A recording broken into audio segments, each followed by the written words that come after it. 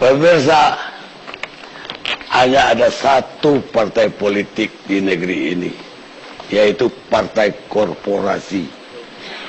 Karena John Hall, posisi yang kemudian jadi politikus Amerika.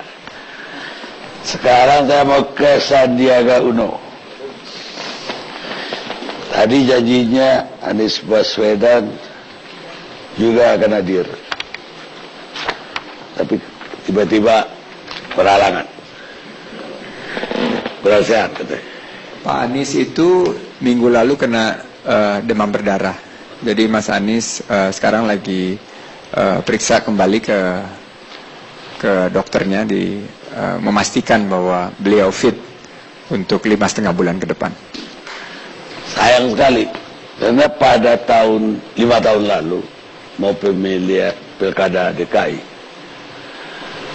Fauzi Bowo nggak mau datang, incumbent nggak mau datang. Yang mau datang itu Ahok, dan kemudian Pak Jokowi muncul lewat telekonferensi karena dia lagi ada di Solo. Jadi dia. Jadi kalau dua-duanya datang tadi jadi. Amin, amin, insyaallah. Amin. Ya tapi karena satu jadi gak jadi juga. Karena Bung Sandi, kenapa kami rakyat Jakarta harus memilih Anies dan Anda? Jadi makasih Bang Karni dan sukses ILC. Saya betul-betul merasa mendapat kehormatan mengikuti proses hampir 1 tahun, mulai dari seleksi Partai Gerindra, dan saya alhamdulillah bisa mengunjungi 267 kelurahan dan 44 kecamatan selama 10 bulan tersebut. Saya menangkap aspirasi rakyat, saya juga mendengar harapan-harapan mereka tentang Jakarta ke depan. Dari hasil kunjungan saya dan tervalidasi oleh beberapa survei internal kita, tapi juga divalidasi juga oleh Bang Hanta melalui poll tracking, jelas bahwa 60% warga Jakarta menginginkan pemimpin yang baru. Itu pertama. Dan isu-isu yang diangkat oleh warga Jakarta itu sebetulnya isu tentang kesejahteraan. Pertama, karena ekonomi melambat, mereka merasakan bahwa lapangan pekerjaan semakin sulit didapat. Anak-anak yang lulus sekolah khawatir tidak mendapat lapangan pekerjaan. Banyak ada gelombang PHK, terutama dari industri-industri yang berbasis sumber daya alam. Juga dikhawatirkan adanya biaya hidup yang semakin tinggi di Jakarta. Bahwa hidup di Jakarta itu tidak bersahabat untuk kelas menengah ke bawah, khususnya yang ada di garis kemiskinan. Biaya hidup itu tinggi diakibatkan karena harga bahan pokok dan harga sembako itu melambung tinggi, khususnya kemarin pas bulan Ramadan. Harga daging sapi mencapai harga 120-130 ribu per kilogram. Ini yang menjadi sorotan. Nah, kami Anies Sandi menawarkan sebuah konsep bahwa kesejahteraan masyarakat harus lebih baik ke depan, sebuah program bahwa kita bisa menciptakan lapangan pekerjaan. Dan dalam kunjungan 267 kelurahan tersebut, banyak yang pegang tangan saya, Bang Karni. Dia bilang, tolong diperhatikan pendidikan anak-anak kami. Dan di situ Pak Prabowo dan teman kami dari PKS, Pak Soebul Iman, menangkap adanya keinginan rakyat untuk memerhatikan masa depan pendidikan dalam hal pencerdasan kehidupan bangsa, sehingga mereka itu bisa mendapatkan lapangan pekerjaan yang lebih berkualitas. Di sini tentunya apa yang Mas Anies dan saya mencoba menawarkan sebuah gagasan baru untuk Jakarta yang lebih baik dan lebih sejahtera. Ya, tapi Pak Mas, apa tadi situasi yang Anda bayangkan tadi itu adalah situasi nasional ya. Harga naik, pendidikan juga tidak terjangkau oleh.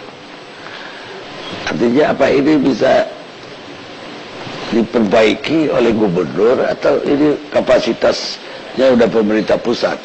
Daging mahal misalnya. Kalau saya yang mendapat amanah untuk membenahi ini pasti bisa, karena Pemprov Jakarta itu punya kapasitas untuk menghadirkan harga bahan pokok yang lebih terjangkau. Kita punya kemampuan untuk memastikan pasokan untuk Jakarta. Kita bisa bekerja sama dengan daerah-daerah lain. Kita bisa punya kemampuan untuk menyederhanakan rantai distribusi sehingga beli bawang itu 9.000 di Brebes jangan sampai 42.000 per kilogram di Jakarta. Sederhanakan rantai distribusi sehingga petaninya bisa lebih makmur juga, sementara rakyat di sini tidak terbebani karena harganya juga bisa lebih murah. Disitulah buktinya kepemimpinan. Di sini juga menjawab kenapa bahwa 60 sampai 70% menyatakan puas terhadap kinerja Pemprov sekarang, tapi dari segi electability-nya ada di angka 40%. Berarti di situ mereka melihat ada problem dengan leadership di Jakarta. Mungkin bisa dikanalisasi terhadap masalah-masalah yang berkaitan tadi yang Bang Victor sampaikan, komunikasi dan sebagainya. Tapi ada harapan-harapan masyarakat yang belum dijawab oleh Pemprov. Oleh karena itu Anies Sandi ingin menawarkan gagasan yang mudah-mudahan akan membawa Jakarta lebih baik lagi ke depan. Dan saya yakin kita semua di sini punya niatan yang sama, nawaitunya sama, bahwa selama saya berjalan 12 bulan saya menangkap aspirasi itu. Saya juga melihat bahwa ada ketimpangan ekonomi yang semakin melebar. Hati-hati, ini Gini coefficient ratio di Jakarta khususnya sekarang sudah di atas 0,45. Berarti ada sebuah kesenjangan yang semakin melebar. Yang kaya makin kaya, sedangkan yang terpuruk makin tidak bisa bersaing. Dan yang ada di garis kemiskinan ini sekarang mengkhawatirkan jumlahnya.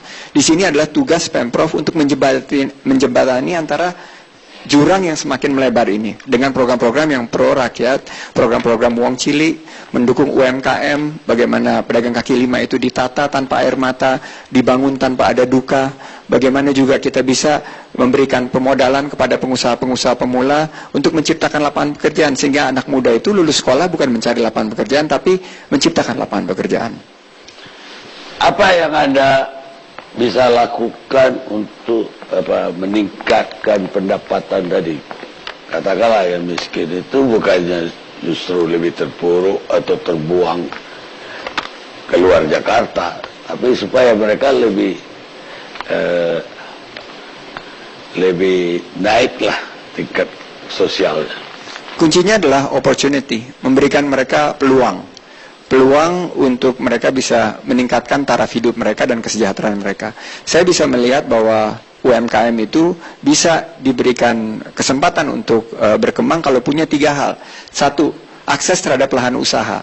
Sekarang mereka tidak memiliki akses terhadap lahan usaha yang tetap. Banyak sekali PKL-PKL itu bukannya diberikan solusi di mana mereka harus berusaha, tentunya yang tidak mengganggu ketertiban, kemacetan, dan higienis dan bersih. Itu terjadi kok di kota-kota besar yang lainnya. Nomor 2, akses terhadap permodalan. Mereka itu belum mendapatkan akses terhadap permodalan yang lebih tentunya efisien untuk membangun usaha mereka. Ketiga adalah pelatihan-pelatihan. Dengan adanya pelatihan-pelatihan, kita bisa melihat bahwa mereka tuh juga bisa naik kelas dari mikro menjadi kecil, kecil menjadi menengah, dan menengah insya Allah menjadi besar. Saya melihat kok banyak sekali UMKM itu yang disentuh PKL-PKL itu akhirnya bisa berkembang. Juga para pengusaha pemula. Kalau kita memiliki konsep yang seperti itu bisa dilakukan dan memiliki seorang gubernur yang peka terhadap kebutuhan masyarakat kelas menengah ke bawah, saya rasa Gini coefficient ratio kita bisa ditekan. Karena pembangunan kita yang sekarang kita lihat, dan tadi saya setuju yang baik itu kita harus bilang baik, yang kurang baik itu harus kita perbaiki.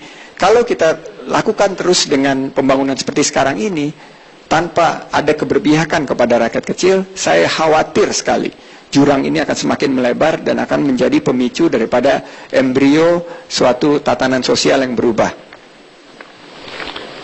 Ada yang menarik bagi saya, apa sesungguhnya motif Anda kepingin jadi pemerintah lah, birokrasi. Sementara Anda, saya tahu lah, apa itu PT Adaro, saya tahu, Rekapital saya juga tahu, dan Anda termasuk 150 orang terkaya menurut Global Asia di Indonesia ya. Nggak tahu masih masuk nggak setelah masuk jadi politik 1 tahun terakhir. Nggak, apa yang mendorong Anda untuk masuk ke politik dan kemudian mau jadi gubernur? Sebetulnya tawaran itu sudah datang berkali-kali, tapi percakapan saya dengan Pak Prabowo di tahun 2015 itu yang mengubah. Akhirnya rencana saya yang tadinya mau fokus di dunia usaha, Pak Prabowo menyatakan singkatnya lah bahwa dampak daripada anak muda dalam dunia politik itu harus ditingkatkan. Satu, kita harus perlu, karena kita sudah memutuskan untuk sistem demokrasi. Sistem demokrasi itu adalah ujung tombaknya adalah partai politik. Partai politik itu harus diisi oleh kader-kader terbaik bangsa. Dia mengajak saya, dia bilang bahwa Pak Prabowo bilang, ya kamu bisa jadi pengusaha terus. Dampaknya mungkin hanya buat 50.000 karyawan kamu atau keluarganya.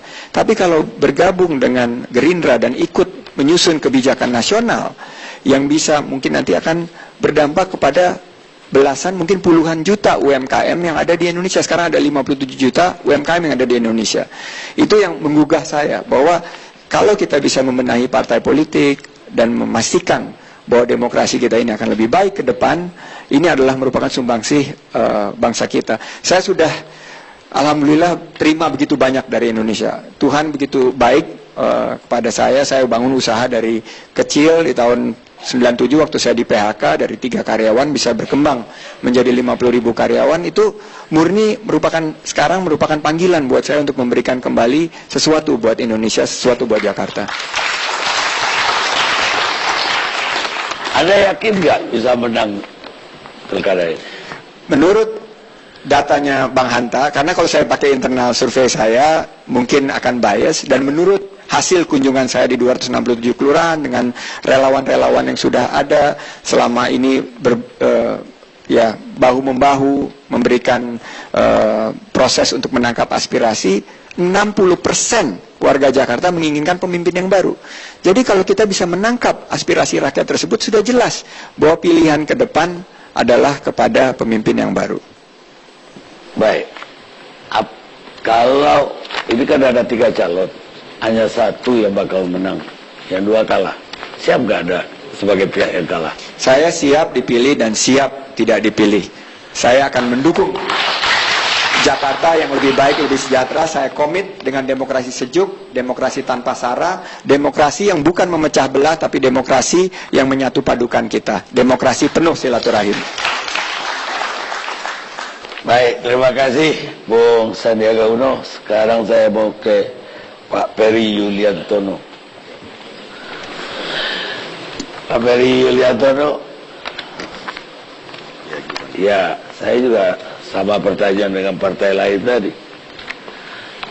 Apakah ini suara dari rakyatnya Gerindra? Jadi Pak Karni dan pemirsa semua yang hadir di sini, penting sekali mendekatkan antara ideologi partai dan kebutuhan rakyat. Jadi platform partai Gerindra, latar belakang pendirian para pendiri Partai Gerindra, kemudian manifesto politik Partai Gerindra, salah satunya diantaranya adalah yang terpenting, selain kita mendorong supaya bangsa Indonesia ini menjadi bangsa yang besar, kemudian kita bisa hidup bersama dalam suasana Bhinneka Tunggal Ika, tapi jauh yang lebih terpenting juga adalah bagaimana Partai Gerindra di dalam perjuangannya itu melihat bahwa ada tugas kepartaian yang kita harus membela orang miskin, orang tertindas, kita harus atasi soal kesenjangan ekonomi dan lain sebagainya. Dan oleh karena itu kita kemudian mendekatkan masalah seperti itu yang tadi disampaikan secara baik oleh Pak calon wakil gubernur dari kami, bahwa masalah-masalah soal kesenjangan, soal yang dihadapi oleh masyarakat sekarang, khususnya terutama yang dihadapi oleh rakyat kecil, itu harus diserap oleh kita. Partai Gerindra, Partai Keadilan Sejahtera menangkap suasana ini, menangkap denyut nadi dan menjadikan ini sebagai satu tugas partai. Partai Gerindra, Pak Karni, itu wajib tugasnya untuk menjadikan alokasi otoritatif, sumber daya otoritatif yang ada di kita, itu kemudian dikaitkan dengan sumber daya otoritatif kekuasaan yang ada. Tugasnya partai adalah mencegah supaya tidak terjadi keserakahan, mencegah supaya tidak ada lagi kesenjangan, mencegah orang yang miskin itu naik derajatnya. Dan kemudian, karena tugas partai adalah seperti itu, Pak Prabowo Subianto dalam berbagai kesempatan seperti itu, kami kemudian dalam konteks pilkada harus wajib hukumnya. Kemudian kita lihat apa yang dilakukan dalam periode sekarang di petahana. Sekali lagi, memang terjadi satu kebijakan yang kemudian memberi privilege, keistimewaan kepada satu kelompok, tapi kemudian melahirkan masyarakat yang kemudian merasa deprived atau terasing. Nah, kesenjangan ini itu harus dicegah dan harus dikalahkan. Kekuasaan partai politik, Partai Gerindra bersama dengan Partai Keadilan Sejahtera dalam konteks pilkada itu harus memenangkan calon dari kami untuk bisa mengalahkan itu. Sekali lagi, ini bukan sesuatu yang sifatnya sektarian atau yang lain-lainnya, tetapi memang ini adalah satu kebijakan yang harus dirubah demi nasib rakyat, khususnya orang miskin dan tertindas itu. Jatuh pilihannya kemudian adalah kader Partai Gerindra, Pak Sandiaga Uno, yang memang dari sejak awal sudah diniatkan oleh Partai Gerindra dan diputuskan dalam rapat koordinasi nasional dengan terlebih dahulu sebelumnya melalui mekanisme yang dilakukan di DKI, dan kemudian kami putuskan bahwa kader Partai Gerindra, Pak Sandiaga Uno, yang kita akan dukung. Kita lawan yang tadi disampaikan oleh Pak Victor dan Pak Yoris, bahwa petahana dengan waktu itu ya, dengan tingkat persentase yang sedemikian masih relatif tinggi, itu kita nyatakan menjadi lawan atau kompetitor, atau kita jadikan sebagai sesuatu yang akan dengan segala keyakinan struktur kader simpatisan Partai Gerindra diperintahkan, diinstruksikan oleh Pak Prabowo Subianto bahwa semua harus bahu-membahu turun memenangkan pilkada DKI Jakarta. Kemudian alhamdulillah bukan hanya di internal Partai Gerindra, tetapi Partai Keadilan Sejahtera kemudian mendukung. Dan saya rasa proses selanjutnya adalah bahwa Anda yakin bahwa Anies Baswedan dan Sandiaga Uno menjadi sangat enteng, Pak Karni, ketika kita menempatkan masalah soal kemiskinan, mengatasi kesenjangan menjadi ringan bagi kita. Kemudian karena teknik politik, apakah itu memilih calon gubernur atau wakil gubernur, itu menjadi lebih ringan buat kita. Pak Sandiaga Uno, meskipun usianya relatif muda, mempertontonkan kepada kita semua kedewasaan dan kematangannya, rela menjadi nomor 2. Kemudian Partai Keadilan Sejahtera pun juga seperti itu. Kita pasti memperhitungkan efek elektoral supaya kita dalam konteks ini pilkada DKI ini bukan soal kita menang, ini bukan soal hiburan rakyat, tapi ini adalah suatu perjuangan. Kita harus menang dan kemudian kita rubah semua kebijakan yang tidak adil, memiskinkan dan lain sebagainya. Kita ingin Jakarta ini dibangun tanpa ada diskriminasi dan lain sebagainya. Dan oleh karena itu Pak Karni, setelah kita tetapkan kemarin pasangan Anies Baswedan dan Pak Sandiaga Uno ini, kami yakin dengan Partai Keadilan Sejahtera, sebenarnya Pak Amir dan teman-teman dari PKS, PKB, kontestasi ke depan itu masih tetap bipolar buat kami. Bipolar itu satu, mendukung petahana, di sisi yang lainnya melawan petahana. Semangat ini pasti tentu sama dengan yang difikirkan oleh yang di Cikeas, Pak SBY, Partai Demokrat, Pak PKB, PAN, dan P3, yang semangatnya sama dengan kita. Baik, jadi pertanyaan saya, apakah Anda yakin pasangan ini mampu mencapai apa yang Anda inginkan tadi?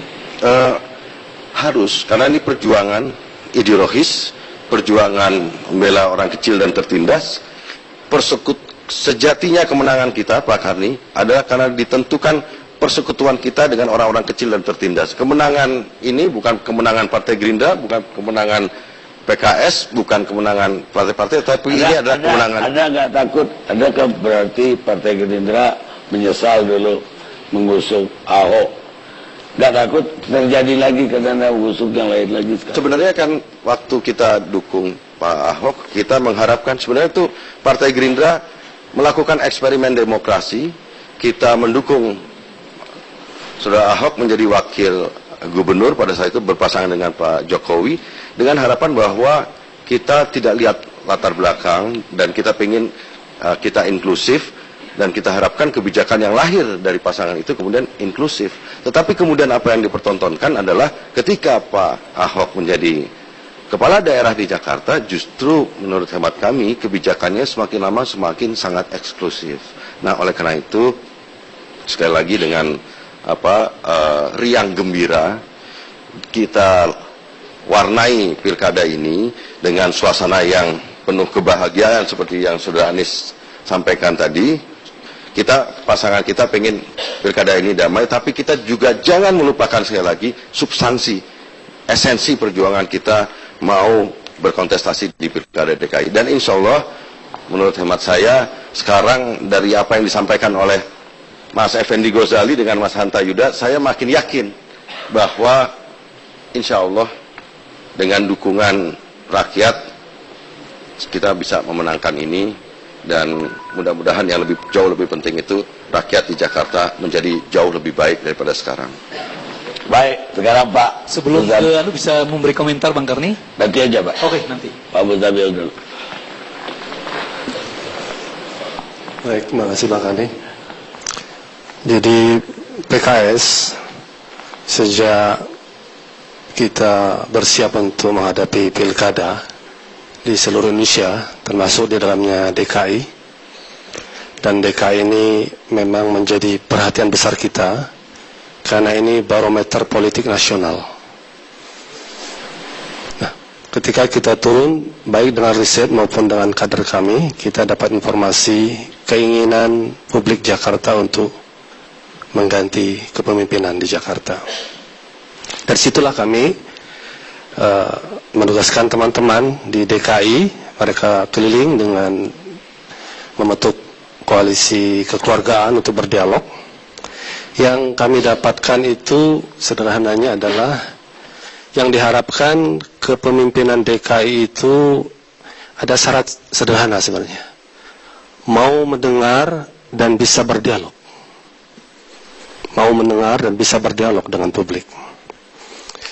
Yang kedua, memang harus berani mengambil keputusan yang tegas manakala sudah ada keputusan itu. Dengan tetap memperhatikan hal-hal yang sifatnya santun dan komunikasi politik yang santun dan juga empati. Kira-kira kader pilihan kepemimpinan Jakarta ke depan seperti itu yang kami cari. Berdialog dengan berbagai partai yang ada. Kita melihat juga hasil survei, Pak Ridwan Kamil tempat di atas, kemudian Pak Ridwan jelas tidak mau, Bu Risma di atas.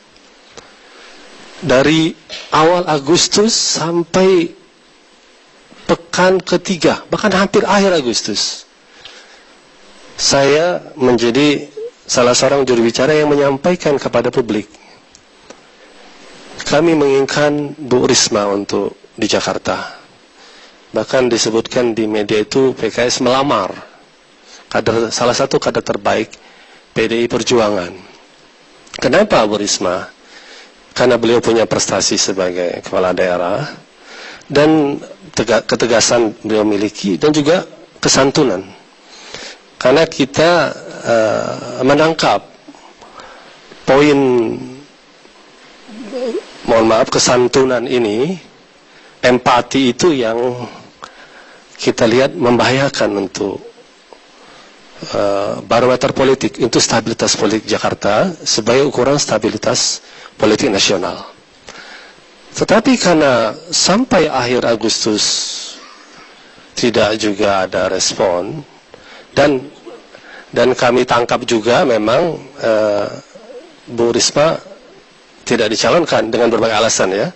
Lalu kami mulai bersama partai-partai koalisi kekeluargaan, PKB, PAN, Demokrat, Gerindra, PKS mencari beberapa alternatif. Muncullah alternatif yang memang selama ini muncul di papan riset.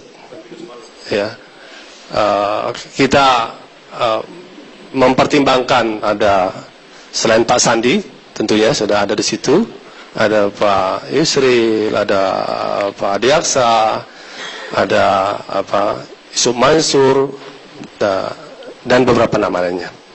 Nah, pada perkembangan terakhirnya yang setelah kita kaji, kita juga mempertimbangkan memang riset-riset yang muncul terakhir.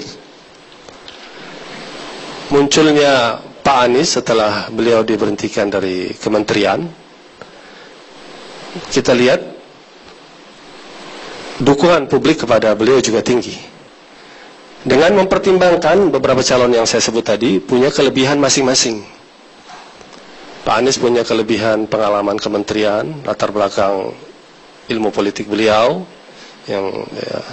dan selama ini juga sudah aktif di gerakan sosial pendidikan nasional, pangsa pasar pemuda juga besar. Pak Sandi yang dengan kesuksesan ekonominya atau bisnisnya, ini duet ini kami melihat ada duet kepemimpinan politik dan kepemimpinan aspek ekonomi yang bisa membawa Jakarta kepada sesuatu yang lebih baik. Nah, inilah yang kami putuskan, tetapi sekali lagi keputusan ini sesungguhnya masih tetap berdialog dengan teman-teman di 4 partai. Sebelum sampai ke situ, kami memang mengambil kader kami, Pak Mardani, pada 8 September. Karena setelah Agustus tadi Bu Risma tidak menyambut, lalu dalam dialog dengan beberapa partai tadi, belum juga ketemu titik temu, kami melihat siapa sekian kader kami yang memungkinkan kami munculkan. Ada Pak Mardani, punya pengalaman DPR RI, beliau juru bicara DPP PKS, pendidikan beliau juga baik ya sebagai dosen, dan kepemimpinan beliau di ketua bidang pemuda yang kami lihat bakal akan cepat untuk menyesuaikan pada bulan-bulan sampai Februari nanti. Ayo kita pendek aja Pak.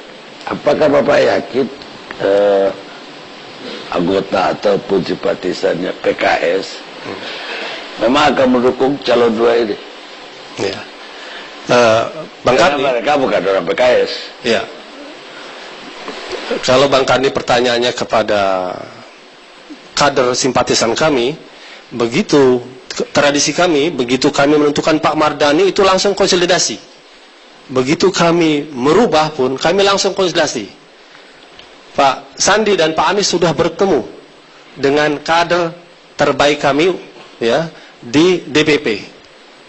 Untuk kemudian beliau pun sudah kita turunkan kepada kepengurusan kami, ada DPD pada tingkat kota, ada kecamatan, DPC, dan DPRA. Jadi untuk PKS, bukan saya di Jakarta, di seluruh Indonesia, kami biasa bekerja terstruktur. Untuk kemudian mereka turun kepada publik. Meyakinkan kepada publik, kenapa pilihan ini kami ambil. Itu yang akan kami jelaskan, baik kepada kader maupun kepada publik. Demikian Bang Karni. Baik Pak. Sekarang Pak Hendrawan tadi mau nanya apa? Bang Karni dan teman-teman semua, saya hanya ingin memberikan beberapa catatan. Yang pertama untuk Pak Sandi, jadi indeks Gini untuk perkotaan itu selalu lebih tinggi dibanding indeks Gini untuk perdesaan. Alasannya sederhana karena pekerjaan di perkotaan lebih bervariasi dengan penghasilan yang lebih bervariasi. Itu sebabnya jadi jangan terkejut kalau indeks Gini perkotaan lebih tinggi dari perdesaan. Terus yang kedua Pak Sandi, indikator yang dipakai oleh PPS itu adalah pengeluaran.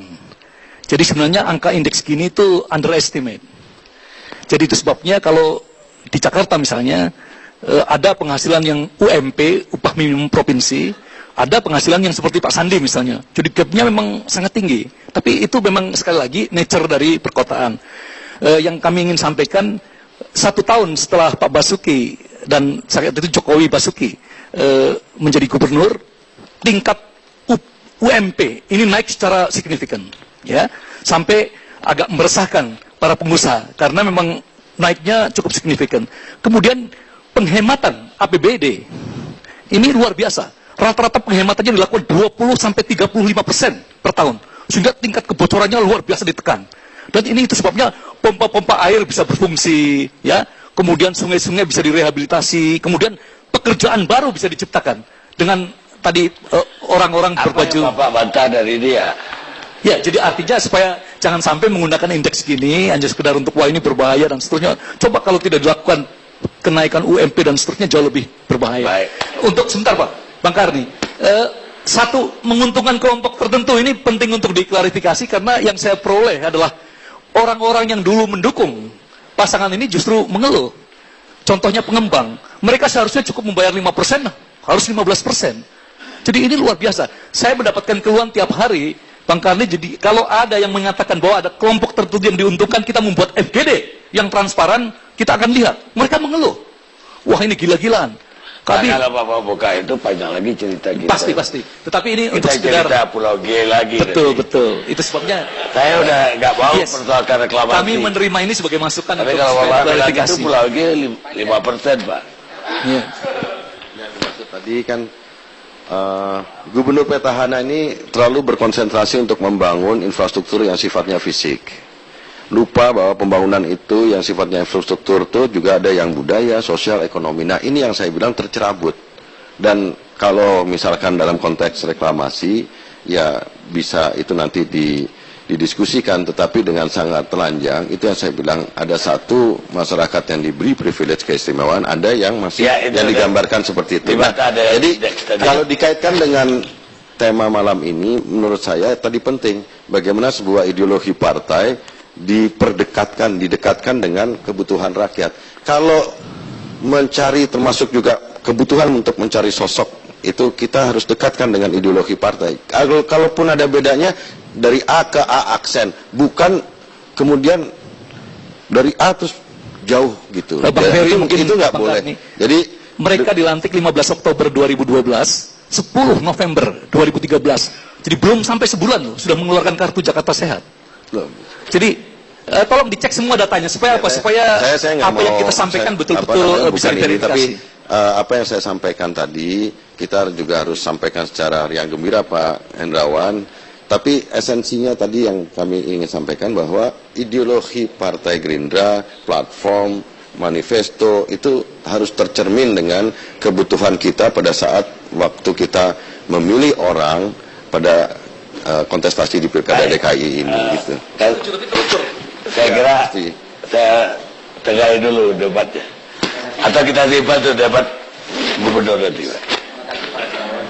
Apa yang Pak Hendrawan sampaikan betul. Memang di perkotaan tendensinya itu adalah lebih lebar kesenjangan itu. Tapi khusus untuk Jakarta dibandingkan metropolis yang lain sangat-sangat tinggi, Pak. Jadi saya yang membandingkan dengan metropolis yang lain, Jakarta itu ada di dalam titik yang menurut saya sudah ada yang agak membahayakan. Tapi saya tidak membantah Pak Hendrawan, itu nomor satu. Nomor dua, nomor dua yang ingin saya sampaikan, apa yang saya dengar dalam kunjungan saya ke 267 kelurahan. Setiap saya kunjungi, saya pernah tanya kepada rakyat di sini, kapan terakhir kali ketemu Pak Gubernur? Apakah Pak Gubernur pernah turun ke sini? Bilang nggak pernah. Siapa yang terakhir turun ke sini? Pak Jokowi. Jadi itu menunjukkan bahwa mereka itu ingin 82,3%, mereka ingin pemimpin yang turun langsung ke lapangan. Dan Pak Jokowi menunjukkan itu. Itu yang makanya langsung Gerindra tangkap bahwa ini adalah cara kita untuk mendekatkan diri kepada masyarakat. Nah, saya tidak mau membantah karena itu nanti ada porsinya sendiri, ada forumnya. Baik. Saya ucapkan terima kasih Pak Karni, saya mohon maaf harus meninggalkan tempat karena ada acara lain. Baik. Tapi ada satu hal sebelum pergi, bahwa memang calon sekarang dipilih. Tadi saya pertanyakan, Kenapa nggak kader sendiri? Karena mayoritas bukan politisi ini. Ahok pun saya nggak anggap politisi. Mungkin politisi cuma Jarod. Beda dari Demokrat juga nggak politisi juga. Diberi KTA. Ya diberi KTA belum salah itu. Sebab ada nasihat, jangan berikan kunci kota kepada politisi. Lebih baik lubang kuncinya kita ganti. Kata Larson, jurnalis Amerika. Kita lihat saja.